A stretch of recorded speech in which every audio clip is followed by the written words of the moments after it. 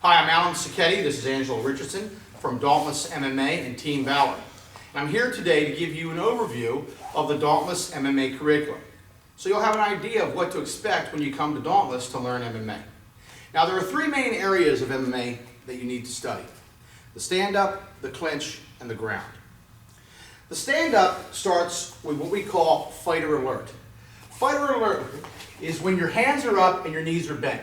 You never ever want to approach your opponent with your hands down or your legs straight. If your legs are straight, you can receive damage. If your hands are down, you can receive damage. So hands are up and you're in base. Then it's about range and timing. You're on the balls of your feet, you're moving. Move with me, look. Right, it's a range and timing. Right, it's all about range and timing. As you understand range and timing in base, you'll be able to kick out when shoots come in, be able to hit him with blows, and evade his blows. Range and timing. After that, we move into attacks. Now, there's three main areas of attacks that you'll be learning in the Dauntless MMA curriculum. The first way of attacking is what we call direct. Direct is when I come after him. I will deliver my own combinations. For example, jab, jab, cross, hook. That's a single level combination. I also can go after him what we call low-high. I can jab low, just get your attention, jab low. I jab low to hit him high. Again. Jab low to hit him high. So I hit him here, and then hit him high, hit him high. I can use my leg, cross. Dan Henderson knocked out Michael Bisping with that. Low, cross. See how it gives the face.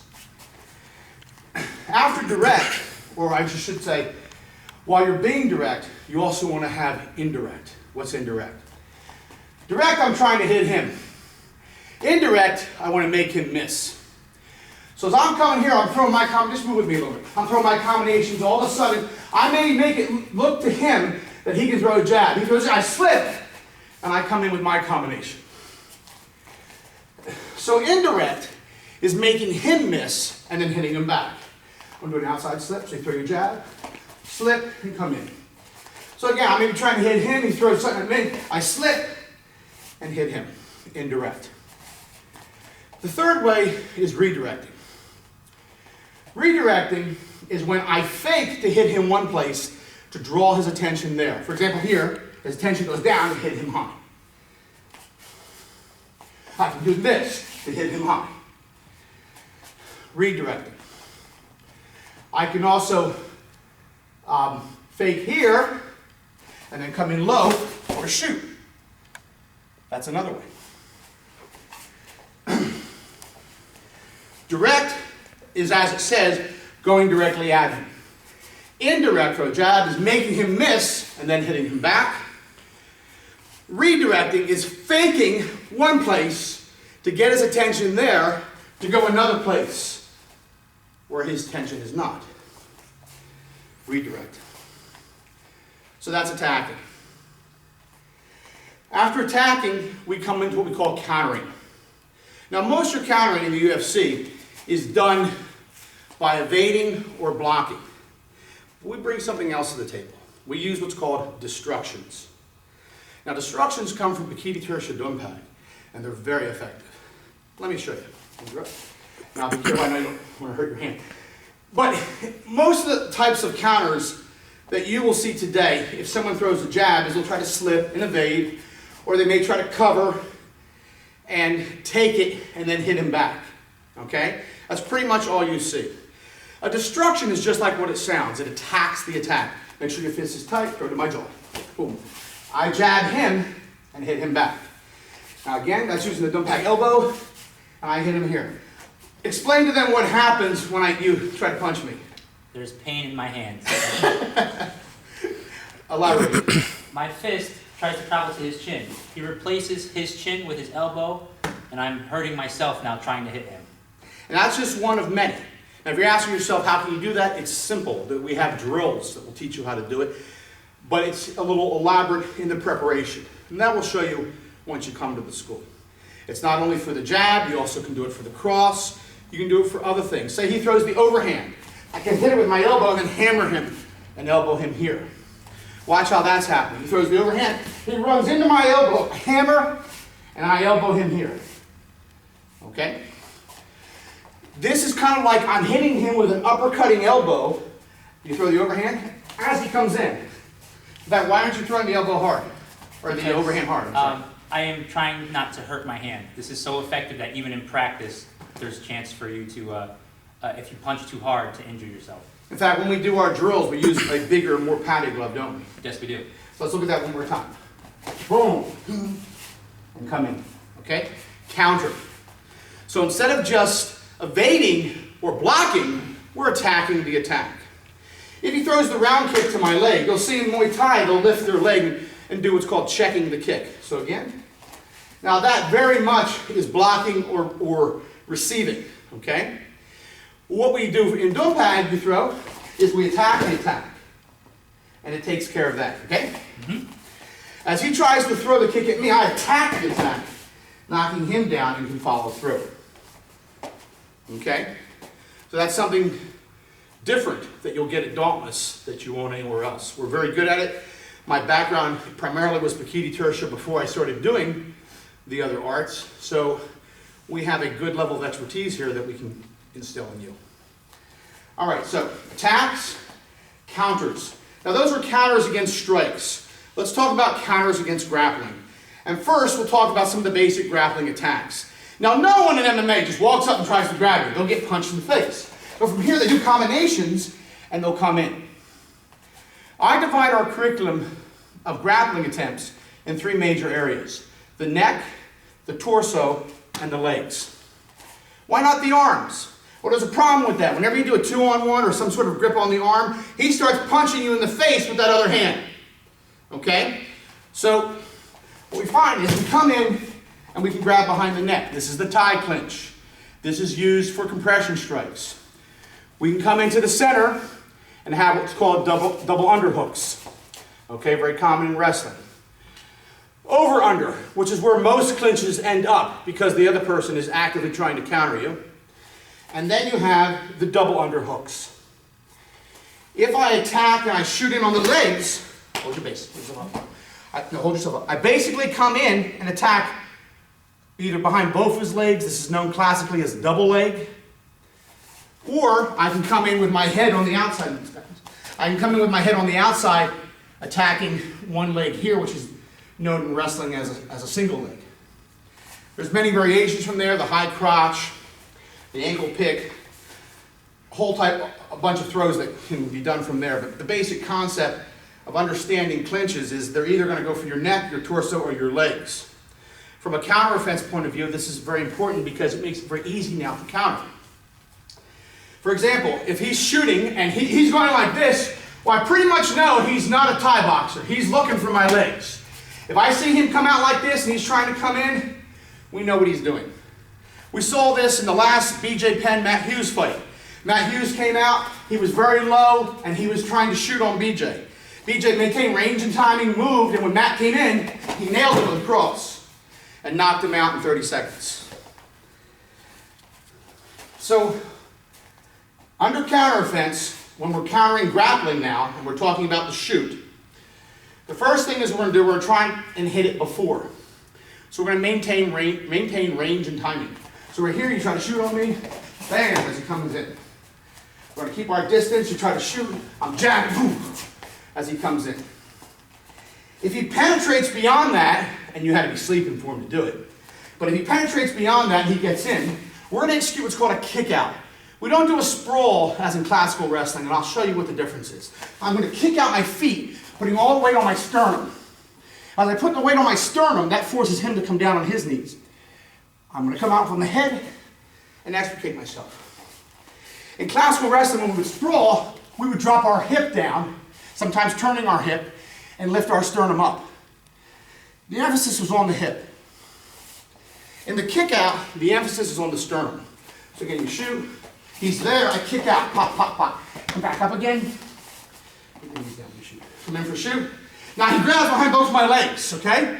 As he grabs behind both my legs, he starts to pull inwards. If I try to do a guillotine or anything that raises my sternum, I'm going to be on my back. So as soon as he's touched now don't let go of my legs. As soon as he's touched my legs, watch the point of contact of my sternum. Pop, pop, pop, pop. And I pop my feet as I'm driving this down.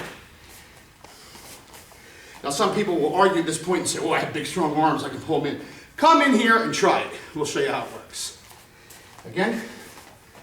Yeah, boom, right to the center. Now I don't have to wait for him to get deep. I can kick out right away. Counter offense on the clinches, your favorite one. If you're in the fray of the fight and everything's going, and he comes in for his clinch, boom, horizontal elbows. Anytime he comes in for the clinch, boom, I can stop him like that and open him up. The tie clinch. We have a series of ways of intercepting that, very special and unique to what we do here. We'll show you that when you come in. But let's say the tie clinch is already on. Now you're definitely, after. You didn't catch it before. From here, you want to keep your head up and your posture. You're going to take this hand, reach around to his neck like so, driving your shoulder. And that will give you the back. So again, let's look at the tie clinch. We're here. Right away, we're going to come here. If someone grabs behind your head, and you have the instinct to try to pull your head out, and you do this, look what happens. You go down and his knee comes up. So again, if you try to move backwards, you're here. So as soon as he grabs you, you move into it. Pull me down. Now I'm walking into him. Notice my shoulders under his elbows. Explain to them what this feels like. I'm unable to have any leverage to pull his head down. All of the momentum is on his side. Because I'm keeping good posture. Yes, he has good base. And then from here, I grab across the face, pop that, and I have the back. All right? So that's counter offense. So again, just a brief overview of the stand-up, what you can come to expect when you come here to Dauntless to learn, is in the beginning, we call fighter alert, attacking, and then countering. And that concludes an overview of the stand-up. Now, on to the clinch work. All right. As I just said earlier, you have different clinches. You have the neck, you have the torso, you have the legs. One of the first things that you do in the clinch is what's called compression striking. Now, to the best of my knowledge, I'm the first one to use that term, but it accurately describes what is being done. Compression striking is when you're pulling your opponent or your subject into your blows as you're firing them up and in.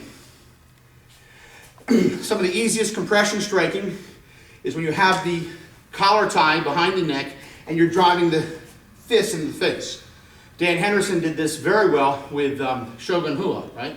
In the last time they had a fight. He almost knocked him out in the first round. This doubles the power of your blows. There are many other types of compression strikes. Some people refer to this one as dirty boxing.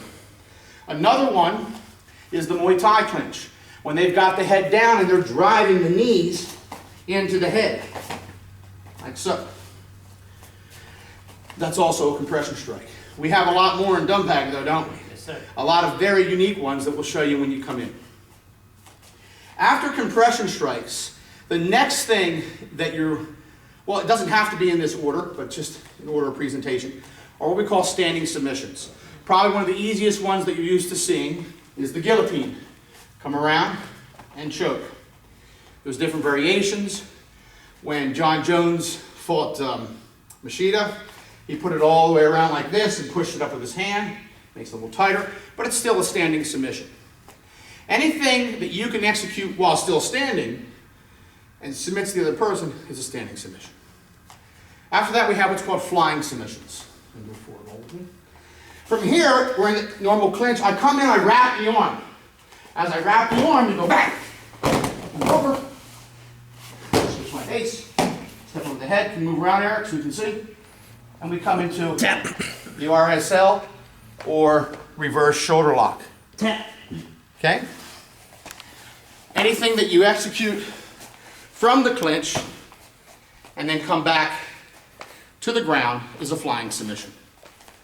Okay? After your flying submissions, you then have your takedowns. Now let's preface.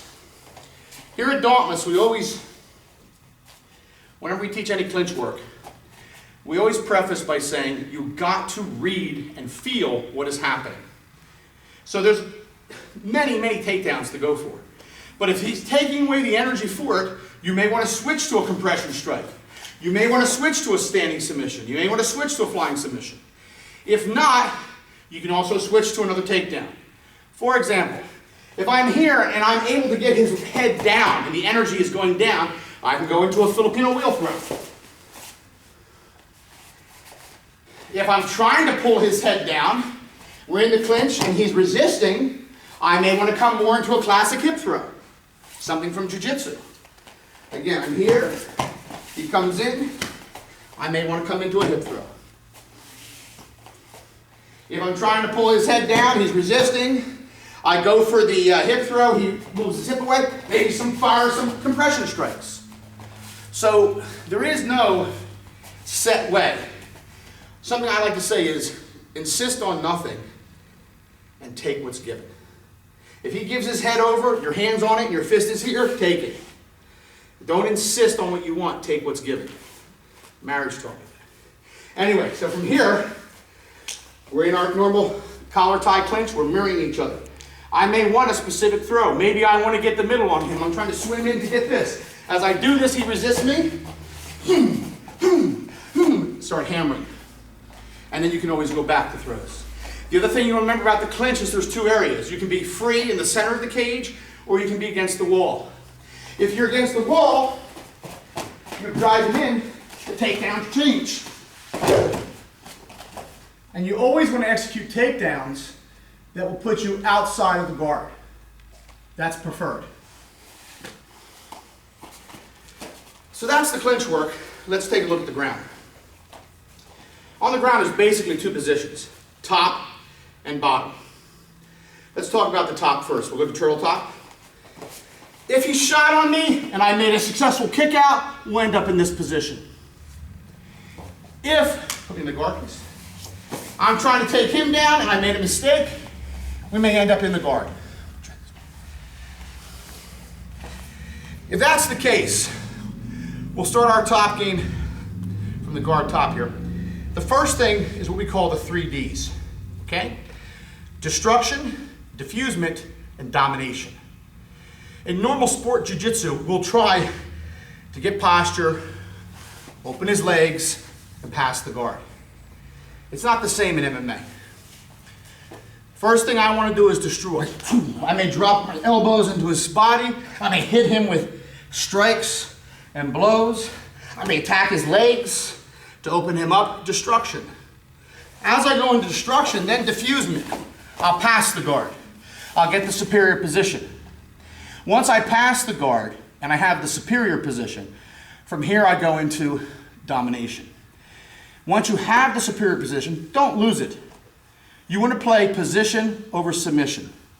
If I'm here and I'm working for a shoulder lock and he's starting to put me in the guard, I release the shoulder lock and I will block the hip. Keep out of his guard. It makes sense. In doing so, as I come around, I may have some striking opportunities, ground and pound. So I'm back into destruction. Elbow, hammer, elbow, hammer. I've also trapped his arm. I can now go into submission. So any top position, all you have to remember are the 3 Ds. Destruction, diffusement, domination. If you do that, you'll be winning. When we have superior positions at Dauntless, we don't give them up. We control them, and we win from there. Let's talk about the bottom a little bit. Now, I did not hit every single position from the top just now. I'm just giving you an overview. But from turtle top, guard top, crossbody top, mount top, taking his back, all of this is covered extensively in our Brazilian Jiu-Jitsu and MMA courses here at Dauntless. So now let's talk a little bit about the bottom. Okay, if you're on the bottom, the first thing you want to do is seize the guard. You don't want to be mounted, you don't want him on your back, you don't want him crossbody. You don't want him in any of those positions because we have this thing called gravity. And that means when he starts dropping blows from the top down, they're going to hit you twice as powerful as if you were standing. Because when you get hit standing, your head's got somewhere to go. When you get hit on the ground, it's got nowhere to go. You absorb all of the force. So from here, we're going to go into seizing the guard.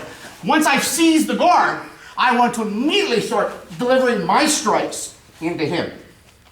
Now, there's 4 things that I can do from the guard, okay? First thing, number 1, is I want to strike and control. I want to hit him and keep him from hitting me back. That's number 1. So if I'm here and he gets up to try to hit me, as he does that, I'm going to cover and protect myself. I also can use my feet and my legs to protect myself. I can use my feet to come out later. I can use it to keep distance. If he's like on top of me, I can use my knees and try to keep protection here. I can also pull him back down and seize him in my guard, which is what we're going to do in the first place. Once you learn how to strike and control, the next thing are submissions, of which there are many.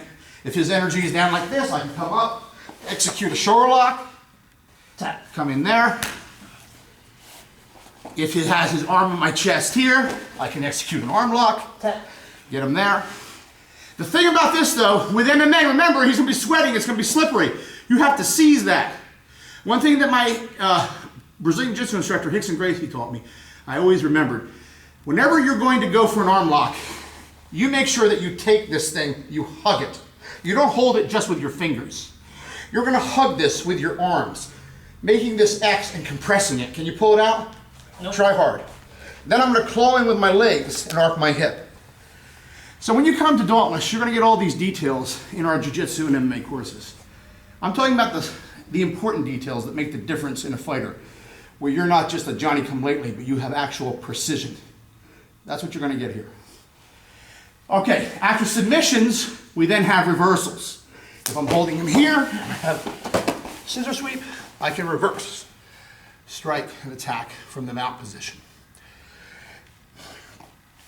After reversals, and there are many reversals. Again, it depends what energy you're getting. If he's trying to punch me and hit me, boom, falling down, and his hands are here, I can come up, hip pop, do another one that way. There are many reversals. After reversals, the next thing is come outs. Particularly in MMA, we've seen this a lot, where people in the guard don't want to be in the guard. If you start to sense that energy from him, say I'm here, I'm going for moves, I'm trying to do things, he starts to move away, I may come out right away, join his face, get up to my superior position. So again, it's all about being sensitive to the energy that you're feeling. Back down again. There can be a variety of different things. Say he starts to stand up in the guard. I'm pretty much here. I keep him away. I'm trying to hit him. He doesn't like that hitting. He starts to move away. He starts to move away. I hit his leg and do a come out. Okay. After come outs, let's illustrate one other point. You notice, come down bottom. When I said bottom, make sure you seize the guard. I'm going to tell you why. Any other position on the bottom, mount, crossbody, back, and even the half guard, you want to escape and escape immediately because of that thing called gravity again. These positions, well, you're going to get pounded. You're going to get hit. That's the name of the game, ground and pound. Don't let that happen to you. Excel in your jiu-jitsu early on. Practice. Has that helped you, Angelo? Absolutely. Yes. Absolutely.